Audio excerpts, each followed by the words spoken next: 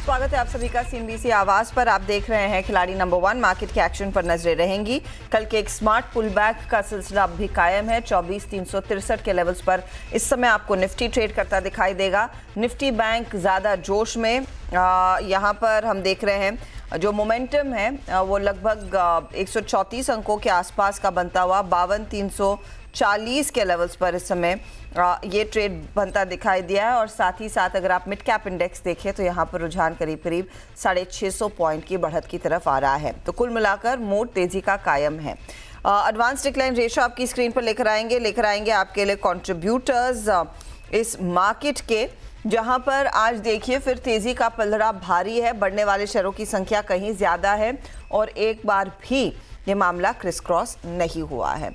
अब देखते हैं कि कौन से स्टॉक्स की बदौलत यहाँ पर स्थिति तेजी वाली बनती दिखाई दे रही है। लेकर आइएगा प्लीज इंडेक्स के कंट्रीब्यूटर्स। और यहाँ पर अगर आप गौर करेंगे तो इन्फोसिस, टीसीएस, आईसीआईसीआई बैंक और एचसीएल टेक की बदौलत ये तेजी है। टाइटन नंबर्स के बाद थोड़ा सा नरम चल रहा है और बैंकिंग काउंटर्स में भी कुछ मुनाफा वसूली देखने को मिली है। ये है अब तक की स्थिति आपके लिए मार्केट पर। चलिए अब हमारे जानकारों के रिटर्न्स क्या बने, किस तरह के ट्रेड्स बनते यहाँ पर दिखाई दिए हैं, इसका जायजा ले लेते हैं। पहले तो रिटर्न्स आपकी स्क्रीन पर लेकर आएंगे और यहाँ आप गौर करेंगे तो दो जानकार पॉजिटिव टेरिटरी में, बस हरीश है जो नेगेटिव जोन में है। तो 4% के गेंस, इनफैक्ट 4.5% के गेंस को अमोल होल्ड कर पाए हैं। प्रशांत 1% से ज़्यादा के रिटर्न्स कमा रहे हैं और हरीश -2.5% के रिटर्न्स पर हैं। एक अच्छा टर्न अराउंड शॉर्ट कवरिंग हुई कल के सत्र में। इनफैक्ट निफ्टी बैंक में तो कई शॉर्ट स्क्वीज भी हुए। सवाल यही है कि यहाँ से आगे वो तेजी कहाँ तक जाएगी या फिर आज भी शॉर्ट कवरिंग का सिलसिला कायम है। प्रशांत, मार्केट कैसे पढ़ रहे हैं आप आज? जी Asha ji, good morning to the panel और सभी दर्शकों को नमस्कार। तो एक अहम इवेंट में हम जा रहे हैं जिसका बड़ा इम्पैक्ट ग्लोबली होता है। अगर हम फिलहाल निफ्टी को देखें तो एक अहम लेवल जो मैं कल ट्रैक कर रहा था वो था, जैसे मैंने सुबह कहा था, 24,100 125, उसके ऊपर हम कंफर्टेबली निकल गए और सस्टेन भी कर रहे हैं। अब जो नेक्स्ट पड़ाव होगा वो होगा 24,440 450, 24,440 450। इस जोन के ऊपर अगर हम क्लोज होते हैं तो मुझे लग रहा है कि ये सस्टेन हो सकती है और हम 24,650 700 इस जोन तक भी जा सकते हैं। तो आज की या कल की जब भी क्लोजिंग हो 24,450 के ऊपर स्पॉट क्लोज होना बहुत जरूरी है। इसी के साथ अगर हम बैंक निफ्टी को कंपेयर करें तो अब अहम लेवल जो नेक्स्ट नजर आ रहा है वो 53,000 का होगा ऑब्वियसली। और जो निचले साइड पे मेन सपोर्ट है वो करीबन 52,000 से लेके 51,900 इस जोन में होगा। तो हम बिल्कुल इस जोन के बीचों बीच ट्रेड कर रहे हैं।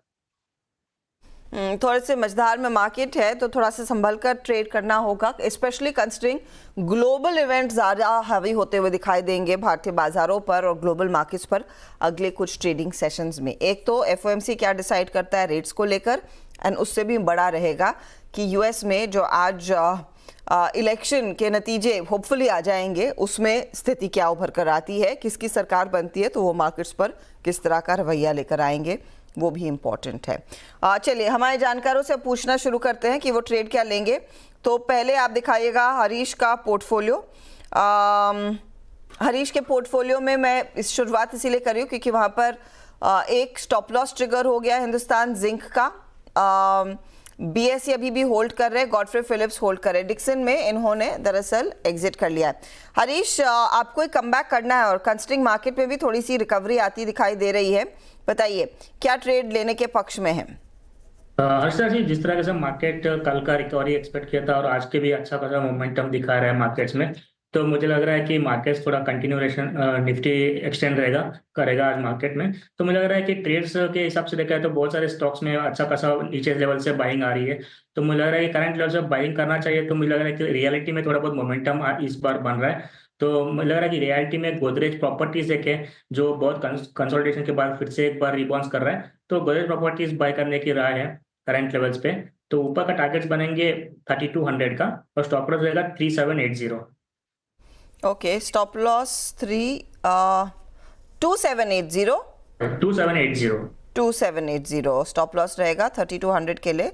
गोदरेज प्रॉपर्टीज में एक बाय साइड का ट्रेड ये है फिलहाल हरीश की तरफ से इस समय का एडिशनल ट्रेड। चलिए अब आइए आप अमोल के पोर्टफोलियो पर। अमोल, आप एब्सोल्युटली इन कंट्रोल और दो ट्रेड्स को राइड कर रहे हैं, संवर्धन और टाटा मोटर्स। नया क्या जोड़ेंगे?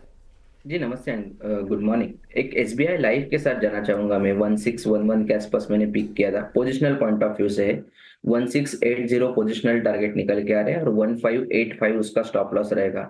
हालांकि ये दोनों दिन जो मार्केट बाउंस बैक हुआ है उसमें स्टॉक ने कंट्रीब्यूट किया नहीं, बट लेवल्स अच्छे हैं। अगर यही मोमेंटम बुलिश साइड पे कंटिन्यू रहता है तो आई थिंक एसबीआई लाइफ भी आने वाले दिनों में एक टेक्निकल बाउंस बैक के लिए ड्यू है और एक अप ट्रेंड रैली मोमेंटम देखने को मिल सकता है।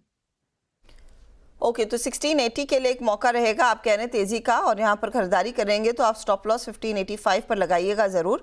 एसबीआई लाइफ में एक तेजी वाला ट्रेड इस समय आ रहा है। प्रशांत का पोर्टफोलियो देखें तो प्रशांत ने आज Tata steel, Cipla, JSW steel तीनों में दरअसल प्रॉफिट बुक कर लिया है। प्रशांत, नया ट्रेड?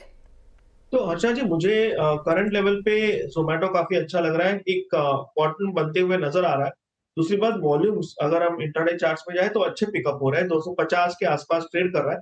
मैं यहाँ पे स्टॉप लॉस स्विंग लो के नीचे रखूंगा, करीबन 235 235। यहाँ से जो टारगेट मेरा होगा वो डेली चार्ट पे एक गैप जोन है, करीबन 270 270। तो मैं टारगेट उसके ऊपर करीबन 285 285 का टारगेट रख के चलूंगा। ओके, 285 के टारगेट के साथ जोमेटो में एक बाई साइड का ट्रेड आ रहा है। ये 235 आपके लिए स्टॉप लॉस का काम करेगा। ये है फिलहाल आपके लिए इस समय का ट्रेंड। 250 के आसपास जोमेटो ट्रेड करता हुआ, और वैसे भी जोमेटो रेडार पर है क्योंकि स्विगी का आईपीओ आज से खुल गया है। याद रखिएगा, आप 8 तारीख तक दरअसल इस आईपीओ में आवेदन दे सकते हैं, और उसको लेकर भी पीयर तो क्लियरली लिस्टेड जोमेटो की है। काफ़ी ज़्यादा एक्टिविटी, एक्शन देखने को मिल सकता है। तो ये फिलहाल आपके लिए वो ट्रेड आया जोमेटो का। एक काम करते हैं, ब्रेक लेंगे, ब्रेक के बाद देखते हैं प्रशांत नया ट्रेड जोड़ते हैं या नहीं। और साथ ही मजगांव डॉक एक और स्टेला क्वार्टर कंपनी की तरफ से आया है, तो कंपनी के मैनेजमेंट से भी होंगे रूबरू ब्रेक के बाद। सीएनबीसी आवाज पर आप देख रहे हैं खिलाड़ी नंबर 1। अब बात करेंगे मजगांव डॉक की। ये स्टॉक का एक आउट परफॉर्मर रहा है। दूसरी तिमाही में भी शानदार नतीजे कंपनी ने पेश किए, जहां पर 51% आय में बढ़त है। मुनाफा 76% बढ़कर आया। मार्जिन नियरली डबल हुए हैं। 9.6% के मार्जिन 18.5% पर पहुंचे। अब क्या ड्राइव कर रहा है नंबर्स को, ऑर्डर बुक की पोजीशन कितनी मजबूत है, सब पर बात करेंगे। कंपनी के चेयरमैन और मैनेजिंग डायरेक्टर संजीव सिंघल हमारे साथ जुड़े। संजीव जी, स्वागत है आपका सीएनबीसी आवाज पर। मैं इनफैक्ट नंबर्स देख रही थी, बहुत ही शानदार प्रदर्शन। अब इस प्रदर्शन के पीछे आपकी एकदम तगड़ी ऑर्डर बुक है, तो अगर उसका उल्लेख आप ज्यादा कर सके, कहां पर पहुंची है, क्या विजिबिलिटी है नए ऑर्डर्स की? ये लगभग हमारी ऑर्डर बुक अभी 37-38,000 करोड़ के आसपास की ऑर्डर बुक है, जिसमें 3 प्रोजेक्ट्स चल रहे हैं। प्रोजेक्ट 75 जो कि सबमरीन्स का प्रोजेक्ट है, 6 सबमरीन का। हम 5 सबमरीन डिलीवर कर चुके हैं और 6 सबमरीन हमारा टारगेट है दिसंबर तक डिलीवर करने का। और इसी श्रृंखला में हमको नॉमिनेशन मिला है 3 और सबमरीन्स के लिए, जिसका अभी डिस्कशंस चल रहे हैं। हम एक्सपेक्ट करते हैं कि ये ऑर्डर भी जल्दी ही फाइनलाइज होगा। एंड इसके अलावा 15 ड्रॉप डिस्ट्रॉयर्स, जिसमें 4 नंबर डिस्ट्रॉयर है, उसमें we have already delivered 3 destroyers and 4th destroyer का भी टारगेट है दिसंबर तक डिलीवर करने का। एंड 17 अल्फा फ्रिगेट्स 4 नंबर्स, इसमें फर्स्ट फ्रिगेट का हमारा टारगेट है दिसंबर तक डिलीवर करने का। 3 फ्रिगेट्स इसके बाद में 25-26 एंड 26-27 में रेस्पेक्टिव डिलीवरीज रहेंगी। ओके, अपार्ट फ्रॉम दिस हमारे कुछ ऑर्डर्स कोस्ट गार्ड से हैं, कुछ एक्सपोर्ट के ऑर्डर्स हैं। टोटल कुल मिलाकर के करीब करीब 31 वेसल्स हैं। दीज आर स्मॉलर वेसल्स जो अगले 3 साल तक हमारा डिलीवरी का टारगेट है। एंड इसके अलावा हमारे कुछ ओएनजीसी के प्रोजेक्ट्स हैं, ऑफशोर के प्रोजेक्ट्स, लगभग 7,000 करोड़ के। तो साइजेबल आपकी ऑर्डर बुक हो गई है, इट्स क्वाइट एविडेंट सर। मैं शायद वही आपके रेवेन्यूज को भी ड्राइव कर रहा है, लेकिन मैं आपसे सवाल पूछना चाहती हूँ आपके मार्जिन्स पर। मार्जिन्स इस पर्टिकुलर क्वार्टर में आए हैं 18.5%। आपने FY25 के लिए गाइड किया था 10 to 12%। तो मेरा सवाल यह है कि आपको क्या इसे ऊपर की तरफ रिवाइज करना पड़ेगा, या फिर आप 10 to 12% की गाइडेंस को बरकरार रखेंगे, थोड़ा सा कंजर्वेटिव रहेंगे एंड होपफुली ओवर डिलीवर करें जैसे पिछले 2 क्वार्टर्स में करते आए हैं? I would say that normal margin for our industry would be around 12 to 15%. Something between 10 to 15% would be a reasonable margin. Apart from this, whatever margins we have delivered this year, and I believe we would be maintaining as far as 24-25 है, 24-25 में हम ये margin profile maintain करेंगे। इसके reasons हैं कि जो हमारी कुछ डिलीवरीज समय से पहले हुई हैं और डिलीवरीज में जो हमारी एफिशिएंसी रही है जिसमें हमारा कॉस्ट में एक पॉजिटिव इम्पैक्ट रहा है, उसके चलते ये मार्जिन्स थोड़ा सा हायर साइड पर हैं। पर अगर आप ओवरऑल सेक्टर की बात करेंगे या इंडस्ट्री की बात करेंगे या वॉरशिप्स की बात करेंगे तो इसमें एक नॉर्मलाइज मार्जिन 12 to 15% अगर आती है तो मुझे लगता है ये काफी हेल्थी मार्जिन।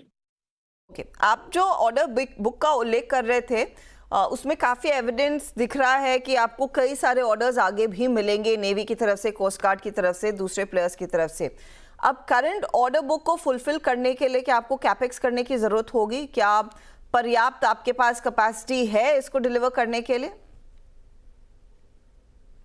जहाँ तक हमारा करंट यार्ड का कैपेसिटी एंड कैपेबिलिटी का सवाल है, इसमें हम लोग 11 सबमरीन्स और 10 warships simultaneously at various stages of construction, अलग अलग कंस्ट्रक्शन के स्टेज पर होने से हम करीब करीब 21 वेसल्स एक साथ हैंडल कर सकते हैं।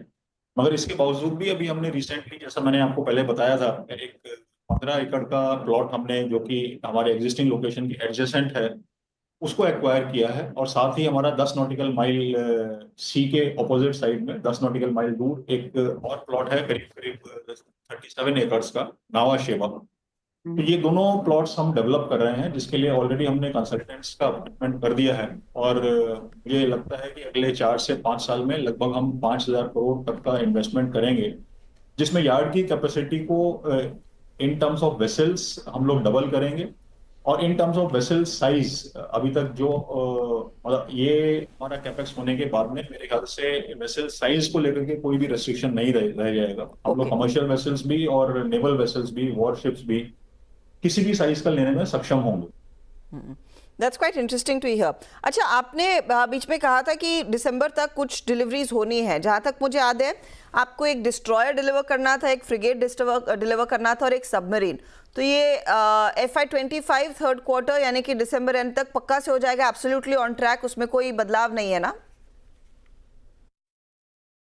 In that we are targeting these 3 deliveries before 31st December if all things go well, because project है, इसमें लास्ट मिनट में भी एग्जीक्यूशन के कुछ चैलेंजेस रहते हैं, पर मुझे लगता है कि अभी हम ऑन ट्रैक हैं एंड 31 दिसंबर के पहले ये तीनों डिलीवरीज होनी चाहिए। बहुत शुक्रिया आप सिंगल साहब हमारे लिए समय निकालने के लिए। Good luck to you. एक शानदार परफॉर्मेंस मसगांव डॉक का। स्टॉक आपके सामने लगभग 2% के गेन्स पर कर रहा है कारोबार। लेकिन आज देखिए हम स्विगी की बात कर रहे हैं और स्विगी ने अपनी पारी की शुरुआत 2014 में की थी। अब आप पूछेंगे कि मैं स्विगी की बात क्यों कर रही हूँ, क्योंकि अगर आप भी स्विगी की तरह अपने खुद का कारोबार शुरू करना चाहते हैं तो जितना टाइम वेस्ट करेंगे उतना आप पर ही भारी पड़ेगा। अगर इस समय आपको अपना खुद का कारोबार, अपना खुद का स्टार्टअप शुरू करना है तो इससे बेहतर आपको टाइम नहीं मिलेगा। और इसी के मद्देनजर F&O गुरुकुल, मार्केट गुरुकुल और कमोडिटी गुरुकुल की धमाकेदार सफलता के बाद CNBC आवाज़ आपके लिए लेकर आ रहा है खास वेबिनार स्टार्टअप गुरुकुल, जहां भारतीय स्टार्टअप इकोसिस्टम में नाम अपना बना चुके एंटरप्रेन्योर्स और फाउंडर्स के साथ वेंचर निवेशक आपको बताएंगे उनके स्टार्टअप के अनुभव, जिसके जरिए आप भी एक्सपीरियंशियल लर्निंग ले सकते हैं, समझ सकते हैं अपने बिजनेस को कैसे पिच किया जाए, कैसे बिजनेस प्लान तैयार होता है एंड मोस्ट इंपॉर्टेंटली कारोबार शुरू करने के लिए फंड्स कहां से आते हैं। इस सब पर एक डिटेल वेबिनार आपके लिए जल्द आ रहा है 7 दिसंबर को। तो ये सारे जानकार आपका साथ देंगे और आपको बताएंगे कि आप अपने स्टार्टअप ड्रीम्स को कैसे फुलफिल कर सकते हैं। रजिस्टर कीजिए 7 दिसंबर के इस वेबिनार के लिए। हमारे साथ हमारे तीनों जानकार बने हुए हैं और प्रशांत के पोर्टफोलियो में एक जगह खाली है। प्रशांत, नया स्टॉक? सर जी, मुझे सोबा डेवलपर्स काफी अच्छा लग रहा है। यहाँ पे अगर हम देखें तो एक बेस फॉर्मेशन बहुत क्लियरली नजर आ रहा है, फर्स्ट थिंग। दूसरी बात, 20 दिनों के एवरेज के ऊपर सस्टेन कर रहे हैं, तो मैं यहाँ पे डेफिनेटली बाय रेकमेंड करूंगा। मुझे यहाँ पे करीबन 1880 के आसपास टारगेट्स नजर आ रहे हैं और पोजिशनल व्यू होगा। मुझे लग रहा है 1610 के आसपास स्टॉप लॉस रख के लॉन्ग जा सकते हैं। और ओवरऑल मुझे लग रहा है वॉल्यूम्स भी पिकअप हो रहे हैं। आज के अगर हम डेली वॉल्यूम्स देखें तो पिछले 3 से 4 दिनों के वॉल्यूम्स को एक्सीड कर चुके हैं, जबकि हार्डली 2 घंटे की ट्रेडिंग हुई है। तो मुझे लग रहा है डेफिनेटली स्ट्रॉन्ग हैंड्स इस मूव को कंट्रोल कर रहे हैं। स्ट्रॉन्ग हैंड्स कंट्रोल कर रहा है इस मूव को। शोभा 1880 के टारगेट के लिए मौका तेजी का, थोड़ा सा पोजिशनल टारगेट है और 1810 आई बेग योर पार्डन आपका टारगेट रहेगा और 1610 के आसपास स्टॉप लॉस लगाइएगा। ये है फिलहाल आपके लिए इस समय का व्यू। चलिए, हमारे जानकारों ने जो ट्रेड्स दिए हैं उसको फटाफट से रिकैप कर देते हैं। प्रशांत के 2 नए ट्रेड्स हैं। जोमेटो 285 का टारगेट, 235 स्टॉप लॉस। शोभा 1880 और 1610 का स्टॉप लॉस रहेगा, 1880 टारगेट है। दोनों में ज़्यादा बेहतर रिटर्न्स बन रहे हैं, इनफैक्ट इक्वल रिटर्न्स बन रहे हैं, तो 0.2 और 0.18% तक के रिटर्न्स यहाँ पर बनते हुए। अमूल का पोर्टफोलियो लेकर आएंगे तो एक नया ट्रेड आया है, वो है SBI life 1680 target, 1585 stop loss. Tata Motors carry किया 875 के टारगेट के लिए। संवर्धन मदरसन कैरी किया 196 के टारगेट के लिए। तीनों में अगर आप ध्यान दें तो संवर्धन इनके लिए करीब 2.5% तक की कमाई करके दे रहा है और SBI लाइफ भी 0.22% जोड़ता हुआ। अब आइए आप हरीश के पोर्टफोलियो पर। गोदरेज प्रॉपर्टीज इन्होंने नया जोड़ा है, 3200 का target, 2780 stop loss. BSE carry किया 4990 के टारगेट के लिए। गॉडफ्रे फिलिप्स होल्ड करें 7500 के टारगेट के लिए। रिटर्न्स की सिचुएशन क्या बनी है? 3% की कमाई गॉडफ्रे फिलिप्स की तरफ से, BSE इनको 3% जोड़कर दे रहा है। गोदरेज थोड़ा सा फ्लैट है। अब देखते हैं रिटर्न्स। 6.5% के रिटर्न्स अमोल के, प्रशांत 2-2.25% के रिटर्न्स पर है। -4% के रिटर्न्स अब सिर्फ -1.6% पर रह गए। वो 2 ट्रेड्स दरअसल हरीश के लिए फेवरेबल साबित हो रहे हैं, जो है गॉडफ्रे और साथ ही साथ BSE। Good luck to you gentleman. कोई भी चेंज होगा तो उसका एक अपडेट 1 बजे मिड कैप मंत्र में लेकर आएंगे ज़रूर। लेंगे एक ब्रेक, आगे जायजा कमोडिटी मार्केट के एक्शन पर।